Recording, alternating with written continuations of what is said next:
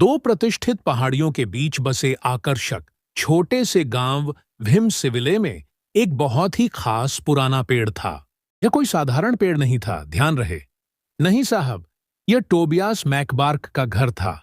और टोबियास कोई साधारण गिलहरी नहीं था। एक विलक्षण प्रतिभा वाले महत्वाकांक्षी कलाकार के रूप में वह जीवित रहने के लिए बलूत के फल एकत्र करने की अपेक्षा उनसे अमूर्त कला बनाने में अधिक रुचि रखते थे। उन्होंने एक बार कहा था कि उनके जीवन की सबसे बड़ी गलतफहमी गिलहरी के रूप में जन्म लेना थी। टोबियास को अपने पड़ोसियों के साथ बातचीत करने का शौक था।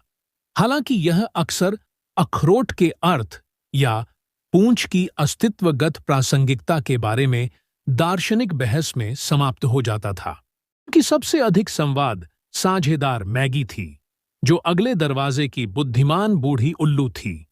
वास्तव में अगले दरवाजे की नहीं, वह बगल के पेड़ पर रहती थी। मैगी अक्सर टोबियास के अपरंपरागत चिंतन से खुश होती थी। हालांकि उसकी अपनी दार्शनिक मान्यता थी कि ब्रह्मांड, और मैं उद्धृत करता हूं, एक विशाल बाल का गोला है जो समय की बिल्ली द्वारा उगलने का इंतजार कर रहा है। एक विशेष रूप से तेज हवा वाले मंगलवार को टोबियास अपने नवीनतम कला प्रतिष्ठान की तैयारी कर रहा था, जिसका शीर्षक था निराशा के पत्ते, आशा की टहनियां, जो कि पेड़ की खोखली दीवारों पर चिपके कलात्मक ढंग से व्यवस्थित टहनियों और शरद ऋतु के पत्तों का मिश्रण था। जीवन की अप्रत्याशित प्रकृति को प्रतिबिंबित करना, या शायद उसका अपना प्रेम जीवन, इस पर वह कभी स्पष्ट नहीं था।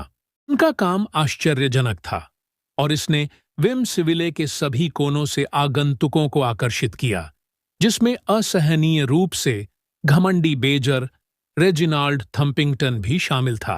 रेजिनाल्ड खुद को एक उच्च सम्मान का आलोचक मानते थे।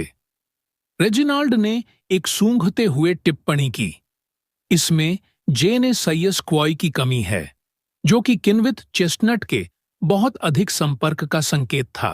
टोबियास ने अविचलित होकर उत्तर दिया, ठीक है रेजिनाल्ड, कला व्यक्तिपरक होती है, बस आपकी व्यक्तिपरकता में कोई व्यक्तिपरकता नहीं होती। हंसी और हैरानी भरे भावों के बीच टोबियास के घर को अनौपचारिक रूप से द एस्थेटिक हॉलो नाम दिया गया। एगल ने अपने आसन से टोबियास को आंख मारी। शायद यह उनकी साझा विचित्रताओं और उनकी दुनिया की विचित्र सुंदरता के प्रति एक मौन संकेत था। टोबियास मुस्कुराया।